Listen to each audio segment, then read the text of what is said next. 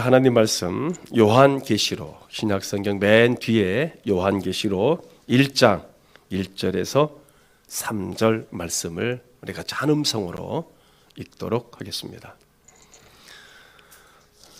여러분 신약성경 맨 뒤에 여러분 398페이지가 되겠죠? 요한계시록 1장 1절에서 3절 우리 같이 한 음성으로 읽도록 하겠습니다. 우리 같이 읽겠습니다. 예수 그리스도의 계시라. 이는 하나님이 그에게 주사 반드시 속히 일어날 일들을 그 종들에게 보이시려고 그의 천사를 그 종 요한에게 보내어 알게 하신 것이라. 요한은 하나님의 말씀과 예수 그리스도의 증거 곧 자기가 본 것을 다 증언하였느니라. 이 예언의 말씀을 읽는 자와 듣는 자와 그 가운데에 기록한 것을 지키는 자는 복이 있나니 때가 가까움이라. 아멘. 할렐루야. 우리 한 번만 더요. 할렐루야. 예, 두 번을 해야 여러분 제 목소리가 나오시는 것 같아요. 우리 주님의 이름으로 사랑합니다. 오셨으니 참 잘하셨습니다. 명절 잘 보내셨는지도 또 요즘 떡국들 드시나요?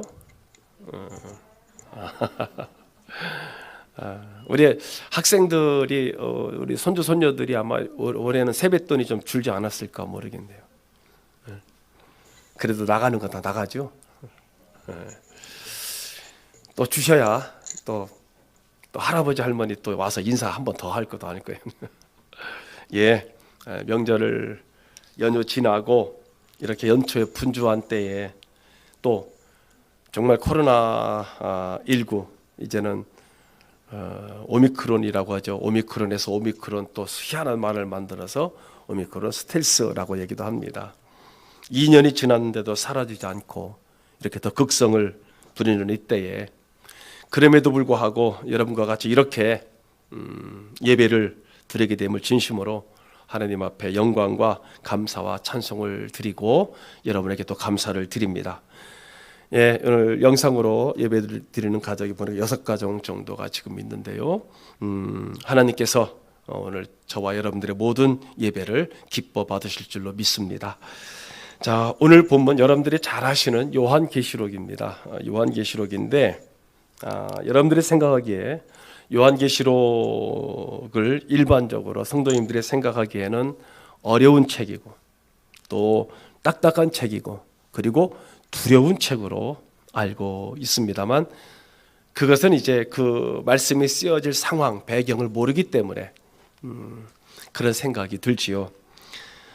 요한계시록을 여러분 자세히 읽어보시면은요, 그 깊이를 깨닫게 되면 참 따뜻하고요, 깊이 있는 책이고 또 우리의 생활에 정말 양식이 될 수 있는 소중한 책입니다.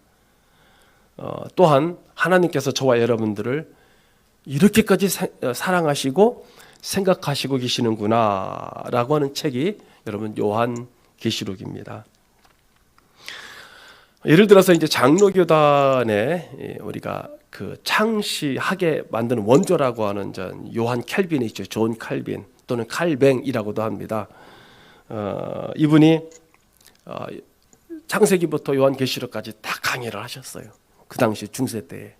대단한 분인데, 근데 창세기부터 요한계시록까지 딱 했는데 요한계시록에 와서 이분이 멈춰버렸습니다.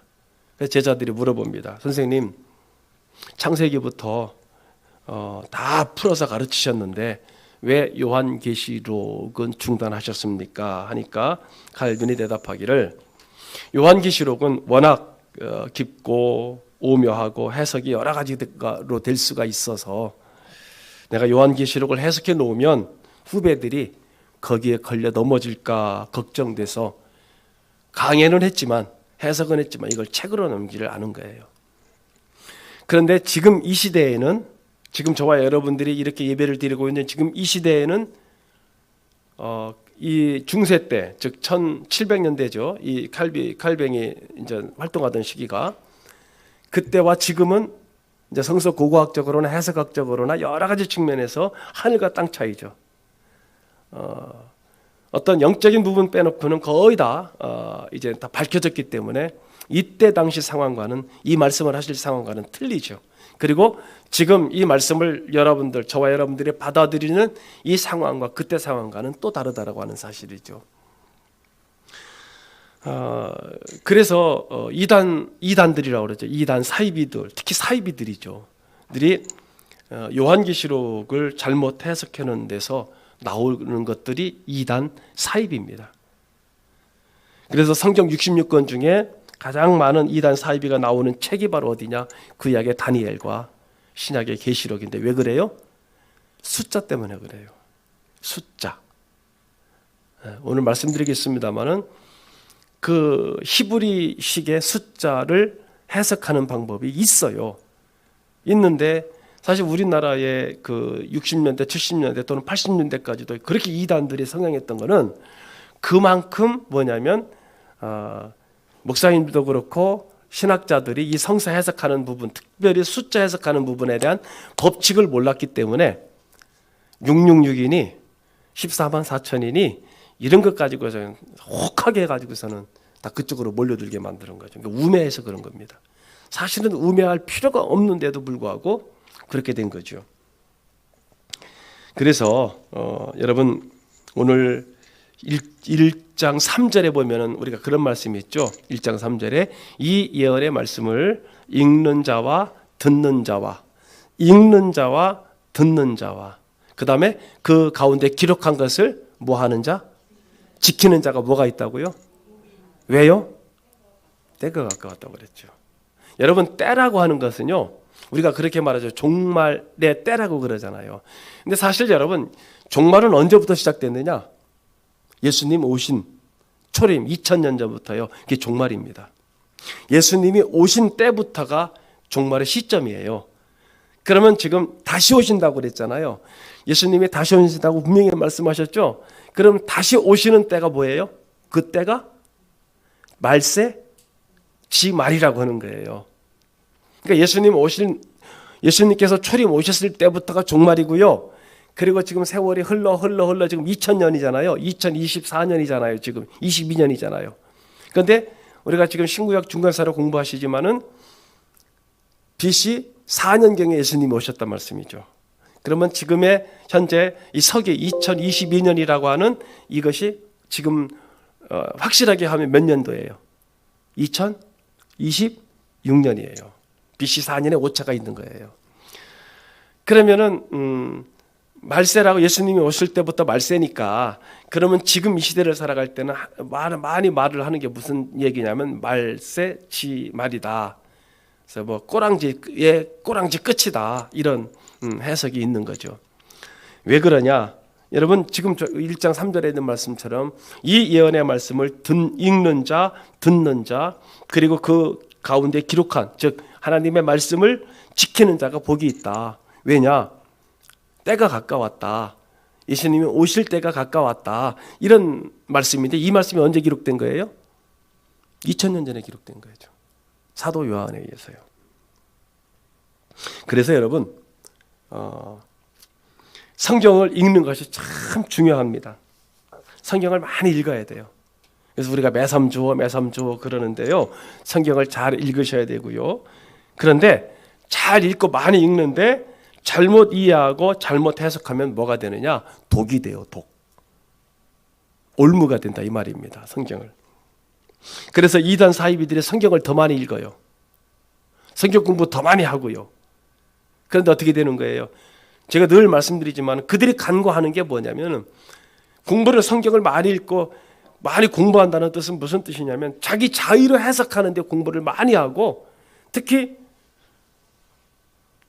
이만희 교주가 어떤 사람이냐면 옛날에 박대선 장로의 신앙촌 박대선 장로의 뭘 들고 다니냐면 가방 들고 다니는데 2인자였었거든요.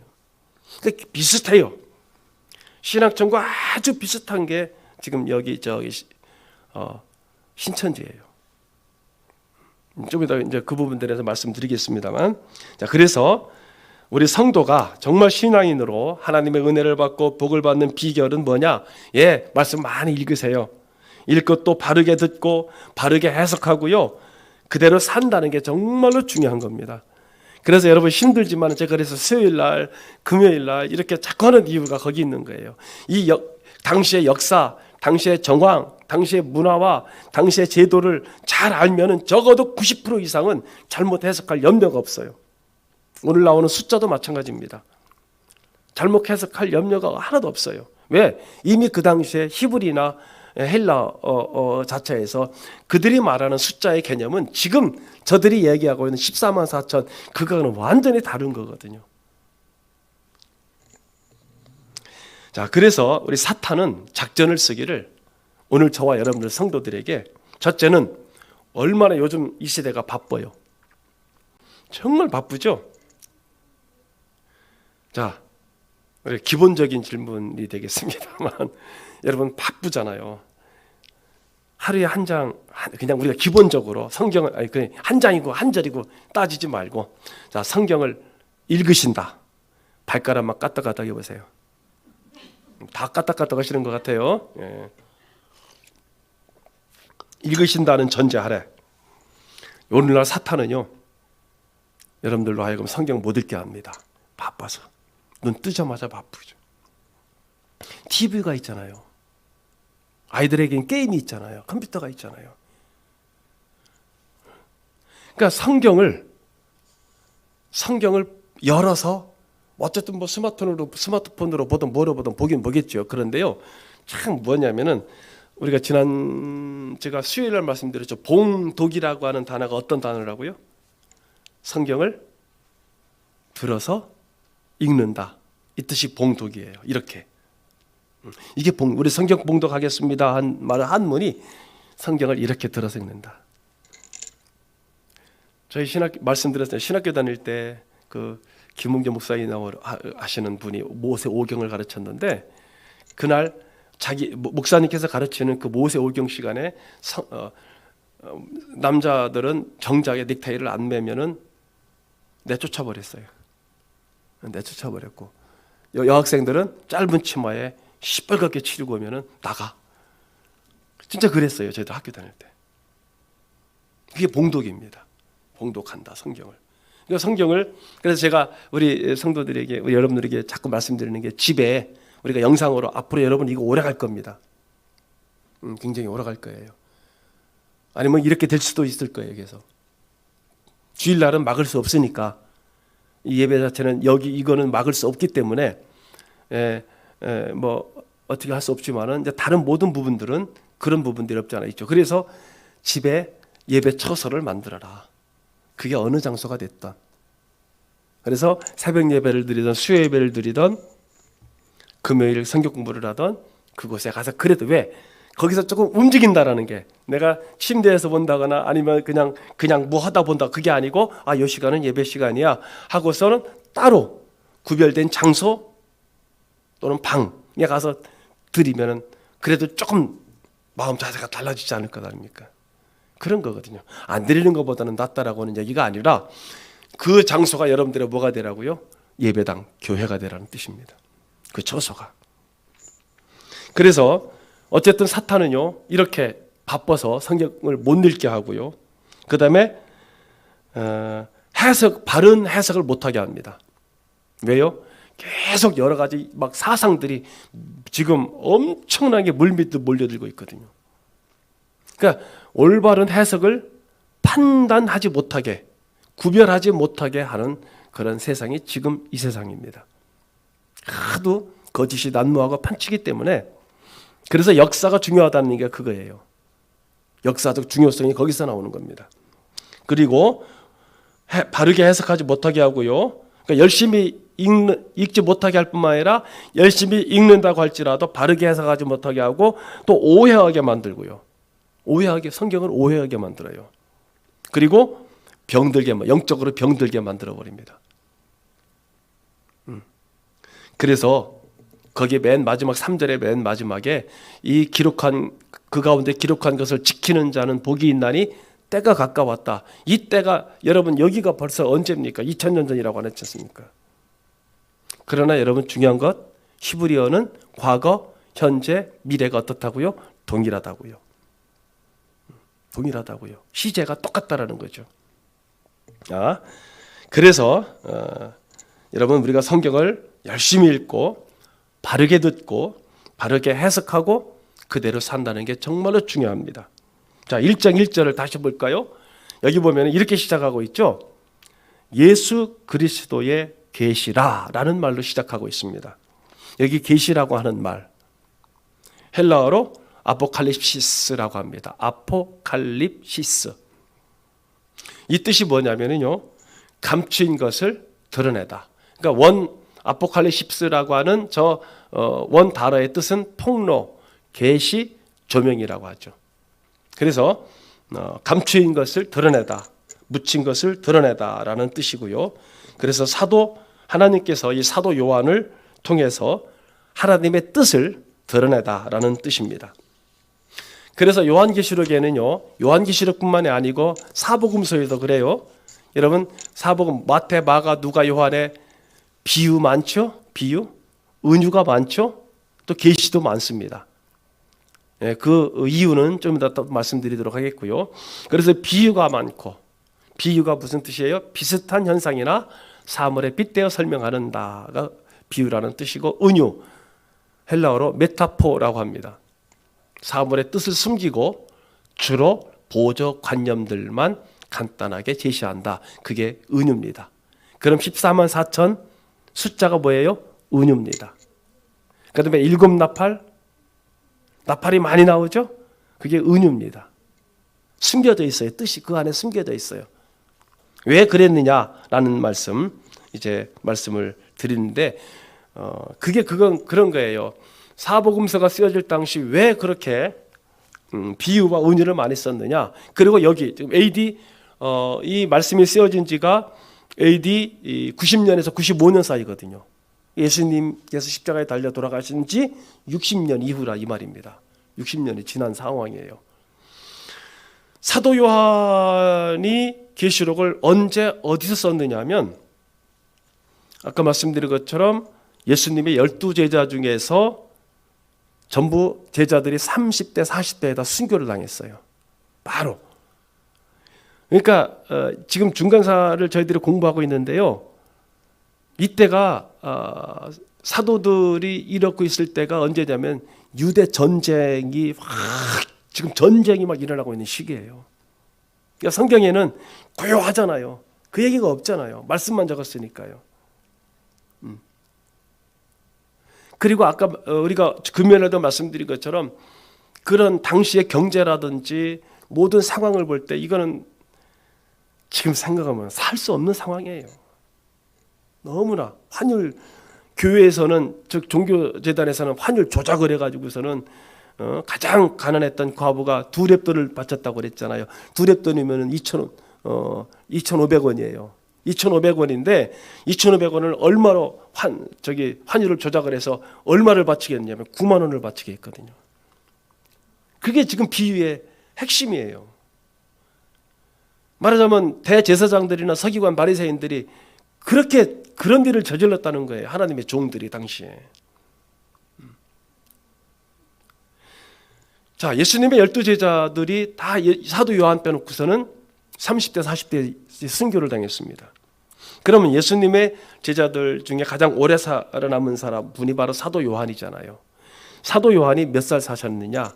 지금도 장수라고 생각하는 105세를 사셨어요. 사도 요한이. 그럼 지금도 마찬가지 105세를 사셨다는 것은 장수 중에 장수잖아요. 그러면 베드로를 위시해서 많은 제자들이 일찍 순교를 당했는데 왜 사도 요한은 105세를 넘게 사셨을까? 두 가지가 있어요. 첫째는요, 예수님의 친어머니 마리아가 95세인가 넘게 사시고 돌아가셨거든요. 그러면 마리아하고 사도 요한하고는 나이 차이가 별로 안 나요. 그러니까 아주 지금 우리 우리 권사님이나 여러 권사님들 지금 우리 저쪽에 우리 권사님들 상당히 장수하고 계시잖아요. 90세가 넘으신 분들이 많잖아요. 그렇게 지금 생각하시면 될 거예요. 그러니까 사도 요한이 그 예수님의 어머니를 아주 돌아가실 때까지 에베소 교회에서 봉양을 하셨어요. 친아들 노릇을 했죠. 그리고 또 장수한 까닭이라고 볼 수 있겠지만 어쨌든 요한 복음, 요한 1, 2, 3서 그리고 요한 계시록을 즉 5권의 책을 신약 성경 중에서 맨 마지막 5권의 책을 남기셨죠. 자, 그러면 요한 계시록의 주제는 뭐냐면 승리자 되시는 예수 그리스도. 그런 거예요. 주제도 왜 이런 주제를 남겼느냐? 승리자 되시는 예수 그리스도, 왕중왕 되시는 예수 그리스도. 그리고요, 세상의 모든 권력과 모든 왕들은 다 사라진다고 해도 최종적에 승리하신 분은 예수 그리스도시다. 가 이 주제입니다. 여러분, 우리나라도요, 일제시대 때에 일본 사람들이, 순사들이, 일본 관리들이 우리나라 교회에서 그 당시 교회가 폐쇄당했잖아요. 왜 그랬냐면 요한계시록을 강의하지 못하게 했습니다. 똑같습니다. 이 사도 요한 시대 때나. 그래서 1940년 중반부에 미국과 일본이 전쟁하는 동안에 우리나라에서 예배 드릴 때에 일본 경찰이 쫙 뒤에 앉아 있다는 거예요. 앉아서 말씀의 내용이 구약의 출애굽기나 신약의 요한계시록을 설교를 하면은 뒤에 앉아 있다가 막 소리를 빽 지른대요. 빠가야로 그런대요. 못하게 한 거죠. 중단하라고 칼 차고 앉아가지고. 왜요? 출애굽기는 이 해방을 얘기하는 거잖아요. 해방됐다. 해방을 얘기하는 거고. 그 다음에 요한계시록은 뭐예요? 그 당시 사도 요한 당시에 로마 제국의 황제가 누구냐면 도미티안 황제예요. 도미티안이 어떻게 생겼을까요? 한번 그 도미티안 흉상 한번 올려보실래요? 도미티안 제11대 황제 도미티안 저렇게 생긴 사람이에요. 근데 제가 석고상이니까 그냥 저렇게 생겼다. 그런데 저 때 가장 많이 크리스찬들을 죽일 때예요. 그때. 그러니까 저 도미티안 황제 제가 그 당시 일요일 왜 일요일이라고 그랬어요? 왜 날일자라서 일요일. 태양신 숭배인 거죠. 태양신의 아들이 누구냐? 로마 황제예요. 그래서 일요일 날에는 전부 다 예배를 드리게 제사를 드리게 했는데 누구를 위해서 제사를 드리는 거예요? 저 로마 황제를 위해서. 그런데 예수쟁이들, 당시 말하는 크리스찬들은 어떻게 했느냐?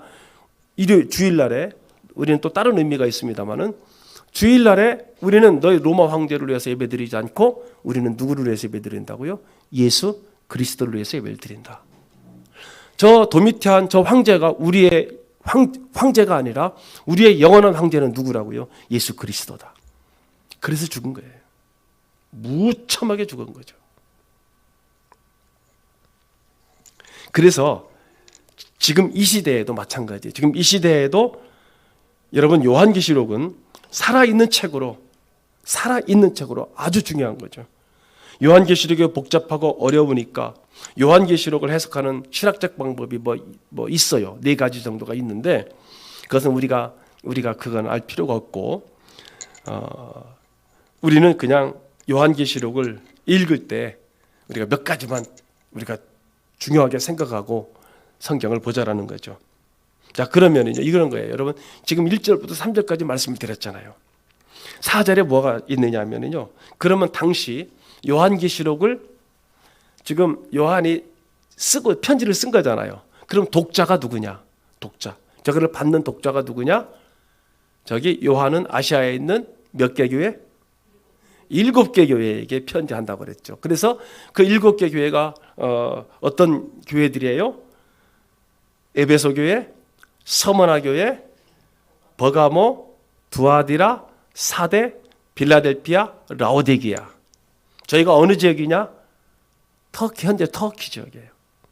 현재 터키죠. 그래서 당시에 소아시아 지방, 지금 터키 지역인데 거기에 있는 성도들에게 사도 요한이 이 편지를 썼습니다. 그러면은 그 당시 7교회들에게 사도 요한이 무슨 말씀을 전했느냐? 첫째는요, 그때 끝난 교훈이 지금 이 말씀이 2000년 전에 쓰여졌지 않습니까? AD 90년에서 95년도에 쓰여졌으니까 이때 듣는 독자들이나 그리고 지금 이 시간에 저와 여러분이 듣고 있죠. 이 말씀을 듣고 있죠. 이 독자들이 그때 끝난 교훈이 아니고 지금도 당시 7교회를 비롯해서 지금도 현재 모든 그리스도의 교회들에게, 그래서 그 7교회는 전 세계, 지금도 전 세계 모든 교회들을 대표하는 교회들입니다. 저기 그 7교회가요. 그래서 지금 저와 여러분들에게도 해당되고 있고요. 그럼 지금 지상에 있는 모든 교회들에게 요한계시록은 무엇을 말씀하고 계시느냐라는 뜻입니다. 두 번째는요, 더 현실적으로 지금 우리 전원성결교회 성도들에게 요한계시록은 무엇을 말씀하고 계시느냐? 지금 저와 여러분들에게요. 세 번째, 요한계시록의 이 말씀은 이 세상의 마지막 날에 있을 예언의 말씀입니다. 아포칼립시스라고 그랬죠. 이것을 종말론이 아니고 그냥 우리가 구분할 게 있어요. 종말론, 그냥 종말적으로 종말 막 사람들 위해 종말론을 주장하는 사람들 있잖아요. 그게 말하자면 현재 진행형, 그러니까 지금 언제 어느 때에 뭐가 어떻게 된다, 이걸 종말론이라고 그래요. 근데 우리 성도는 뭐라고요? 거기다가 하나를 더 붙입니다.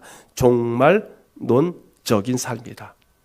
종말론적이란 삶은 언제 예수님이 오셔도, 다시 오신다 할지라도 우리는 항상 주님 오실 날을 준비하고 예비하고 산다. 그게 종말론적 삶입니다. 이걸 구분하셔야 돼요. 그래서 이단들, 사이비들은 항상 몇 날, 몇 시 이렇게 날짜를 정하고 때를 정하잖아요. 아니라는 거죠. 우리는 항상, 왜? 예수님 초림부터 시작해서 다시 오실 때까지가 뭐라고요? 종말이라고요. 그래서 종말론적 삶을 항상 준비하고 사는 것이 성도들이다. 그래서 이 종말론적 사상, 종말론적 예언, 세상 끝날에 가서 어떤 일이 일어나느냐라는 거잖아요. 그래서 지금 사실은 많이 예언이 이루어졌죠. 지금 상황으로 볼 때 상당히 많이 예언이 이루어졌고요. 그래서 이 세 가지를 항상 염두에 두고 요한계시록을 읽어야 하는데, 앞절에도 말씀드렸듯이요, 105세까지 장수하시면서 사도 요한이 이 요한계시록을 맨 마지막을 기록했는데 어디서 썼느냐? 어디서 썼죠? 어떤 섬이죠? 이게 반모섬입니다. 반모섬인데 지금 현 지명으로서는 터키 앞에, 에베소 앞에 약 페트모스라고 돼 있어요. 지금 현 지명으로는 페트모스라고 해야 찾아볼 수 있고요. 에베소에서 80에서 90km 떨어진 섬입니다. 한번 지도를 볼까요? 먼 지도, 그 다음 지도, 가까운 지도. 지금 저거가 가장 먼 지도거든요. 한번 당겨 볼까요? 에베소 앞에. 아니요. 먼저 지도를 좀 당겨. 맨 처음 지도를 당겨 주세요. 쭉 한번 줌을 해봐 주실래요? 제가 여러 가지 좀 성경이가 오늘 없어서. 그래요? 그럼 그냥 맨 마지막 지도로나 펴주세요. 그냥. 맨 마지막 지도. 예. 지금 저 앞에, 저게 반모섬이에요. 페트모스 섬이라고 그러죠. 제가 왜 아까 먼 지도를, 구글에 있는 먼 지도를 보여드렸냐면은, 그 터키를 중심으로 해서, 터키가 소아시아 지역이고요. 거기에 유럽과 아시아가 다 돼 있는 거잖아요. 저기 지금 에베소, 서머나, 보가모, 두아디라, 빌라델피아, 라오디게아 교회가 저기 다 돼 있죠. 그 앞에 섬에 반모라고 되어 있는데, 지금 저렇게 크게 확대된 거는 반모가 보이지만은 아까 먼 지도에서는 안 보이죠. 에베소에서 80km 떨어진 그런 곳입니다. 현재는 페트모스라고 현재 지도에서 찾아보면은 여러분이 터키 그쪽에서 에페소 영어 발음으로 돼 있을 거예요. 그리고 저 반모섬 및 페트모스라고 그렇게 기록되어 있으니까 현재 지도를 찾아보시면 그렇게 나와 있고요. 그러니까 왜 저기로 보냈느냐면 말하자면 시국사범이에요. 그러니까 사도 요한이 시국사범이죠. 왜? 그 당시 왕 중의 왕은 로마 황제 도미티안이잖아요. 그 당시 로마가 점령했을 때니. 그런데 이 도대체가 이 예수쟁이들은 뭐라고 얘기합니까? 우리의 왕은 예수님이다. 저 도미티안 황제는 끝이 있지만은 우리 하나님은, 우리 예수님은 영원한 왕이시다. 이렇게 주일날 설교하니까 어떻게 돼요? 시국사범이에요. 오늘날 말은 우리 일제시대 때 한 것처럼 시국사범이고, 자 그래서 저 반모로 페트모스로 유배를 보냈어요. 멀리 떨어졌죠. 지금 80km하고 그때 80km하고는 또 엄청난 차이가 있지 않습니까? 자 거기서 이제 뭐 하는 거예요? 거기서 편지를 쓰는 거예요. 그 자기가 있었던 목회하던 에베소, 버가모, 두아디라, 사대, 빌라델피아, 서머나, 이런 이쪽으로 편지를, 그 성도들에게 편지를 보내는 거죠. 그런데 여러분, 우리나라 일제시대 때 편지 검열이 있었습니까? 없었습니까? 편지 검열 있었죠? 그러면 예를 들어서 우리 국내에서 저 북한도라든지 저 중국의 독립군이 편지를 보내는데 또는 뭘 하는데 직접적으로 편지를 쓰나요? 아니면 비밀 또는 은유, 비유 이런 거를 쓰나요? 그렇죠? 여러분 마태, 마가, 누가, 요한, 사도 그 안에 있는 모든 성경들이 여러분 그런 거예요. 그 당시에 로마 시대 당시 로마에 편지 검열을 받고 있었기 때문에 여러분 성경 지금 마태복음, 마가복음, 누가복음 왜 거기 비유가 많으냐? 예수님도 왜 천국에 대한 비유를 그렇게 했느냐? 예, 그때도 검열이 있었던 거예요. 이해가 되시죠? 요한계시록은 어때요? 더 많은 검열이 있었죠. 예. 그래서 귀양살이 할 때 그곳에 교도관이 늘 감시를 해요.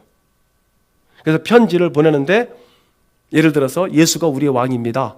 그분을 다시 오십니다. 라고 하면 어떻게 될까요? 걸리죠? 또 로마 황제 도미티안을 저건 666이야. 저 로마 황제 저게 적그리스도야. 괴수야. 이렇게 되면 어떻게 돼요? 당장 편지 검열해서 걸리죠? 그래서 666이라고 생각한 거예요.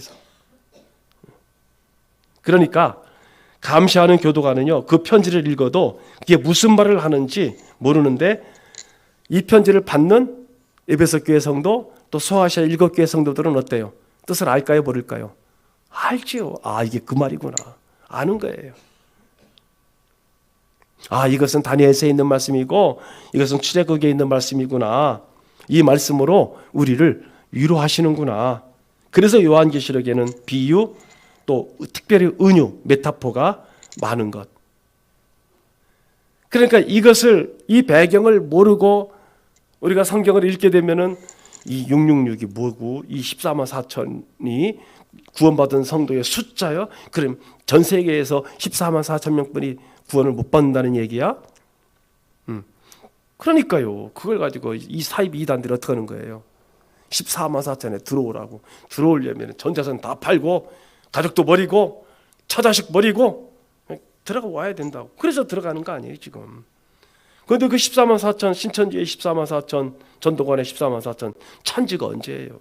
1971년도에다 찼는데. 그러니까 변경됐다고 얘기를 하잖아요. 지들 마음대로. 자, 지금 얘기했던 이걸 볼까요? 여러분 잘 아시는 요한계시록 7장에 14만 4천 명의 얘기가 나오죠. 이 요한계시록 7장 4절에서 많은 이단들이 여기에 빠지네. 한번 같이 읽어볼까요? 시작. 내가 인침을 받은 수를 들으니 이스라엘 자손의 각 지파 중에서 인침을 받은 자들이 14만 4천이니 그것도 각 지파예요. 12,000명, 12,000명, 12,000명 그러니까 14만 4천이에요. 인침을 받았다는 얘기는 하나님께서 너 구원받았다라고 인정해주는 그런 걸 도장 찍었다 이 뜻이거든요. 그런데 많은 사람들이 이 숫자에 걸려 넘어지죠. 자, 가장 대표적인 사람이 바로 박대선 전도관 신앙촌이에요.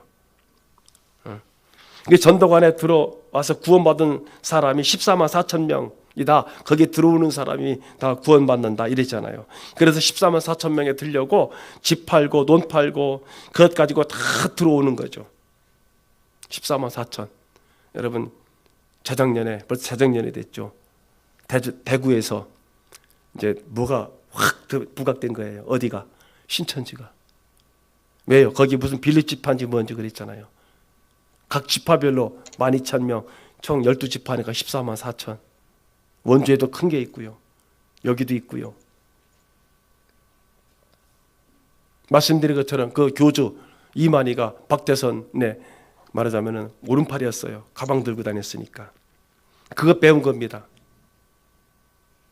지금도 신천지는 14만 4천 명이 구원받는다고 주장하는 사람들입니다. 14만 4천 이외에 나머지들은 예배당 다녀봤자 다 헛수고라 이 뜻이에요. 그 사람들의 주장에 의하면. 그래서 14만 4천 명에 여러분 들어가지를 못해서 안달이 났어요. 여러분 희한하죠? 어떻게 저기 빠질 수 있어? 여러분 어쩔 수 없어요. 미혹의 영이 작동을 하면 박사고 대학생이고 목사도 거기 빠져요. 직장 사표내고요. 어떤 여자분들은 가정도 애도 남편도 버리고 이거 14만 4천에 들어가려고 더 열심히 해야 14만 4천에 들어간다는 거예요. 그러니 길을 쓰죠. 길을 쓴다고요. 자, 그러면 이 14만 4천을 한번 해석을 해볼까요? 이건 이미 드러난 거예요. 제가 뭐 없는 거 얘기하는 게 아니고요. 자, 처음에 여러분 우리가 3이라고 하는 숫자, 하늘의 숫자를 성부, 성자, 성령 그래서 이 3을 하늘의 숫자로 보거든요. 그게 3입니다. 그럼 땅의 수는 뭐냐면요, 4예요. 땅의 수가 4입니다. 동서남북, 뭐 사북은 뭐 어쩌고 저쩌고 이러잖아요. 그래서 4예요. 여러분 이게 뭐냐면요, 이스라엘 히브리에서 숫자를 설명할 때 저렇게 설명을 해요. 그러니까 우리가 히브리적 입장에서 봐야 되잖아요, 성경을. 그래서 3 곱하기 4 하니까 10이에요. 12가 뭐가 되는 거예요? 12. 그것도 역시 성경적 숫자예요. 12아들, 12지파, 12제자. 그래서 12를 완전수로 보는 거예요. 완전수로. 그래서 아까 말씀드린 것처럼 하늘의 수가 3이고 땅의 수가 4인데 저거를 더하면은 7이잖아요. 7이 뭐예요? 완전수예요. 완전수. 그래서 성경에서도 숫자 7을 중요시하게 여기는 게 바로 그 히브리적 숫자 개념에서 그런 겁니다. 그래서 7 천사, 7 나팔, 7 교회, 지금 요한계시록에 많이 나오죠. 예, 그게 그거예요. 완전수예요, 완전수. 자, 7에서 1을 빼버립니다. 그러니까 6이에요, 6. 왜 그러냐? 이 6은 역시 마찬가지로 사탄의 수입니다. 그게 히브리 개념입니다. 사탄의 수예요. 그래서 사탄의 괴수를 그 당시에 사도 요한은 어떻게 표기했느냐? 666이라고 한 거예요. 사탄의 괴수를 666이라고 한 거예요. 그럼 저 당시 사탄의 괴수가 누구냐? 누굴까요? 로마 황제 도미티안이에요. 로마 황제 도미티안. 그 당시가 이 말씀 쓰여질 당시, 그러니까 이 상황을 모르면은요, 지금도 마찬가지예요. 666이 뭐냐? 예, 안티 크리스찬, 그냥 적 그리스도 이러는 거예요. 누가 한 명을 정해놓는 게 아니에요. 그 당시는 로마 황제가 666이고요. 그래서 교인 성도들을 핍박하고 교회를 파괴하고 성도들을 막 얼마나 죽였는지 사형장으로 보내고, 그래서 로마 황제는 저 당시 성경의 말로 666이다. 그런데 아까 다시 숫자를 보여주시면 하늘의 수하고 땅의 수하고 곱하니까 12이다. 12지파, 12아들, 12제자. 그래서 왜 12이냐? 12는 완전수다. 히브리의 숫자 개념입니다. 거기다가 12 곱하기 12 하니까 144입니다. 저기다가 뭘 곱해요? 1000을 곱했어요. 1000을 곱하니까 어떻게 돼요? 14만 4천. 그럼 왜 1000을 곱했느냐? 저거죠. 여러분, 히브리 언어 습관에 많다, 이 많다라는 뜻을 히브리 언어 습관에서는 1000이라고 하는 단어를 써요. 1000. 그러면 더 많다, 더 많다, 1000보다 더 많다, 그럼 만을 써요. 그럼 무수히 많다, 히브리 개념입니다. 하늘의 별과 같다. 그럼 성경 근거가 어디 있느냐? 다윗이 골리앗을 물맷돌로 치고 그 다음에 골리앗의 목을 뱄어요. 그리고 승리하고 돌아왔습니다. 유대 사람들이 사울과 솔로몬, 사울 왕과 솔로몬을 찬양하는데 뭐라고 얘기했어요? 사울이 죽인 자는 천이요. 많다는 거죠. 그 다음에 다윗이 죽인 자는 만만이라. 이해가 되세요? 히브리 언어의 숫자의 개념입니다. 많다. 그러면 저 14만 4천 지금 히브리 당시 숫자 개념으로 절에서 14만 4천이거든요. 그러면은 14만 4천의 숫자의 의미가 뭘까요? 오늘날 해석을 하면은 구원받은 성도의 수입니다. 그러면 제한이 있어요, 없어요? 제한이 없어요. 이해가 되세요? 이거 확실하게 못 박아놔야 돼요. 그래서야 뭐 이단 저기서 저 신천지들이나 이단들이 와가지고 또는 뭐 안식일이 와가지고서는 14만 4천에 들어가야 돼 이쩌고 저쩌고. 여러분, 그럼 여러분들이 지금 공부하신 대로 이렇게 딱 가르쳐 줘 보세요. 넌 뭘 글그릇 대고서 14만 4천이라고 그러냐? 너는 14만 4천에 들어갔냐 그럼? 이 숫자의 개념을 알고 그렇게 하는 거냐? 네. 그래서 히브리 숫자에 저렇게 하는 저걸 무슨 법칙이라고 그러거든요. 저거는 성경적입니다. 성서적입니다. 그러니까 이 법칙을 무시해버리고 무조건 해석을 하기를 14만 4천은 성도의 수인데 여기 들어와야 된다. 이렇게 되면 벌써 어떻게 되는 거예요? 이단이 되는 거예요. 오늘 여기까지 해야 되겠네요. 시간이 다 됐어요. 요한계시록 제가 30만 말씀을 드릴 거예요. 앞으로 다음 주까지 해서 30만 말씀을 드릴 겁니다. 그래서 많다가 1000이고 엄청 많다가 만이고요. 그거보다 더 많다가 하늘에, 그래서 하나님께서 아브라함에게 하늘의 별과 같이 바닷가의 뭐 같이? 그게 무슨 뜻이에요? 내가 너에게 뭐 셀 수 엄청나게 많이 줄 거다, 이 뜻이에요. 그게 히브리 숫자예요. 그러니까 이걸 모르니까 이걸 가지고 자의로 해석을 해서 전도관이 됐던 신앙촌이 됐던 또 신천지가 됐던 수많은 것들이 이렇게 숫자를 가지고 장난을 치고 있어요. 그러니까 여러분 이제 분명히 여러분들께서 이렇게 잘 들으셨으니까 적어도 이 부분에서만큼은 혼돈하지 마시기를 부탁을 드립니다. 그래서 다시 한번 우리 요한계시록 본문 1장 3절의 말씀을 읽고 마치도록 하겠습니다. 같이 한번 다시 요한계시록 1장 3절 읽고 다음 주에 계속해서 말씀을 보도록 하겠습니다. 같이 읽습니다. 시작. 이 예언의 말씀을 읽는 자와 듣는 자와 그 가운데 기록한 것을 지키는 자는 복이 있나니 때가 가까움이라. 아멘. 거룩하시고 존귀하신 하나님 아버지, 주님의 놀랍고 크신 은혜와 사랑을 진심으로 감사를 드립니다.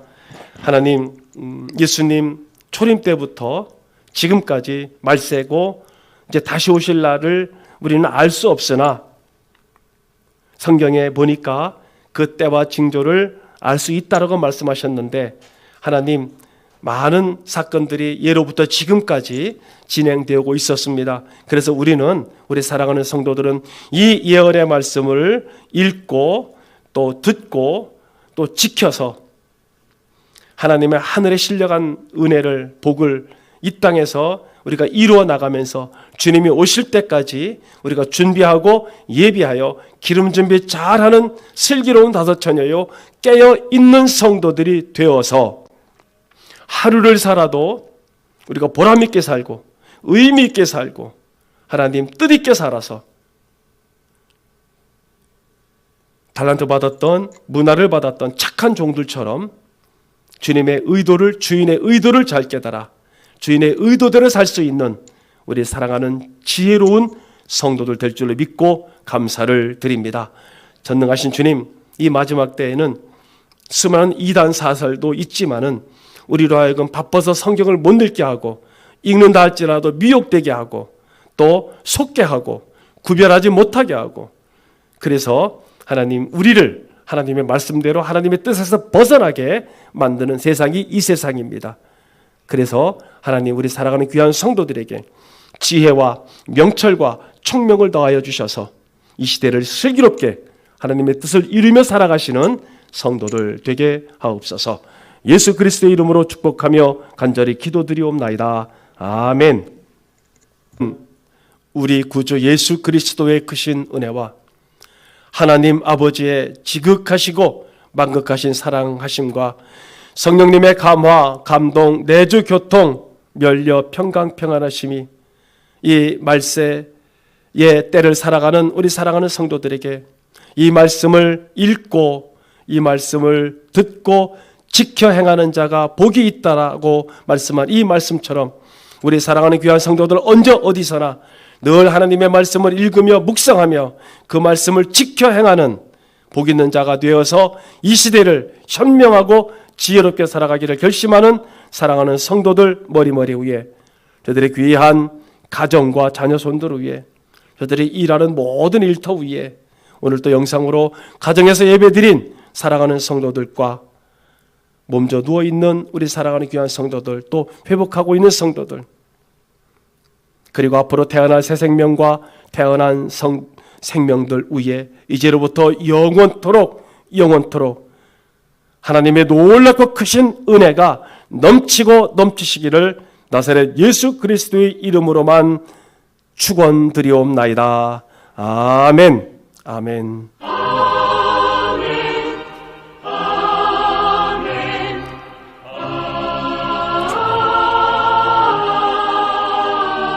아멘.